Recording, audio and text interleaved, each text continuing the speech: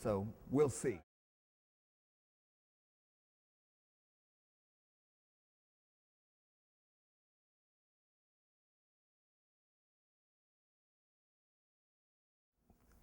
Ben Cameron was the executive director of TCG for the past 8 years. He's a very charismatic guy who can just tear a room apart with a speech, for one thing. And for another thing, because he came from both government funding worlds and the corporate funding world, had the best connection to money that any theater figure in America could possibly have. There's nobody like him. So this is a big challenge because under his leadership, TCG has, in a time when the arts are struggling economically and across the board, TCG's done pretty well because we've had, a brilliant dude there knowing exactly who to talk to and how to say what you have to say and really providing extraordinary leadership on that level. And also because he's such a great speaker and a charismatic person and a tireless traveler and nosher, he just really brought theater a great level of visibility. It's going to be a hard act to follow. I would imagine that TCG is going to, the direction will alter a little bit, and well, none of us know exactly which direction it's going to go in. A big question is going to be whether the pertinent fields that Ben Cameron has plowed as far as funding and so forth go, whether that sticks. You can't go backwards, the magazine now, now we have full color on the inside, and a certain level of publication. If I don't think we'll go back. I don't think they're going to be cutting my budget and saying, make it half as thick and we can't do color anymore, and stuff like that. The money will come from somewhere, and the organization will continue to go. And I think this being the public face of the organization, I think this would be one of the last things to disappear. So I feel confident in that way, and so I don't think there's going to be any problem along those lines. And I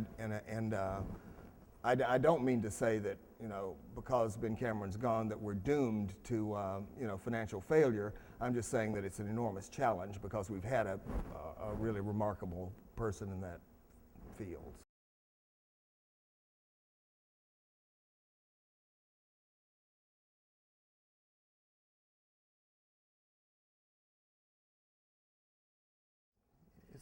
Theater's always on the brink of disaster.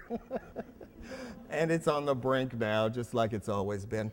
It would be so lovely if our government, came around and recognized the value of the arts. And our organization, TCG, and other arts support organizations are really battling for that. They've tried this tactic or that, the whole, economic, what do you call it, the surround of, it's not just, that they're spending money on tickets, they're spending money on babysitters and cars to drive to the, and food, and it's a whole, and you're helping the market in general. Well, those are arguments, but it certainly hasn't convinced our legislators. And the pathetic amount of 115 million it is now, I think, from the national which is up, but that's the same amount that that maybe the leading German theater, one theater gets, in Germany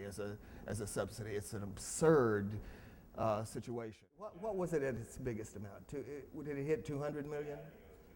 Two something, and then they discovered that they discovered Piss Christ, and they discovered Mapplethorpe, and they discovered Karen Finley, and it was things got bad, and I don't think we have much. We can't put much store. It's really, really important, as Steve covered covered that beat all those years at American theater. It's really, really important to have at least the imprimatur of the government there to say the arts are important, because that feeds, that says it's okay to, you know, rich Republicans to give money to the theater, and that's where the money's coming from now. It's from individual donations. Individual rich people are supporting the theater all across America.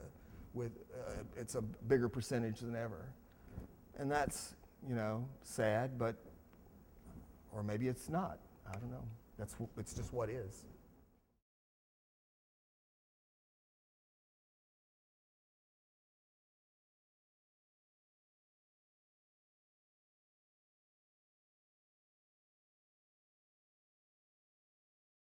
It lost some of that galvanized quality, but he said he was surprised to find none of that sense of galvanization in American theater. You can't just, you know, rail against injustice and set up straw people to knock down. You know, it's a real political theater with real guts to it is a very, very challenging thing to do well and to do sensitively. But I'm curious what your opinion is, if you see any patterns, because I know there's good stuff being done out there. I saw a great show by Bread and Puppet last year that was just really incredible.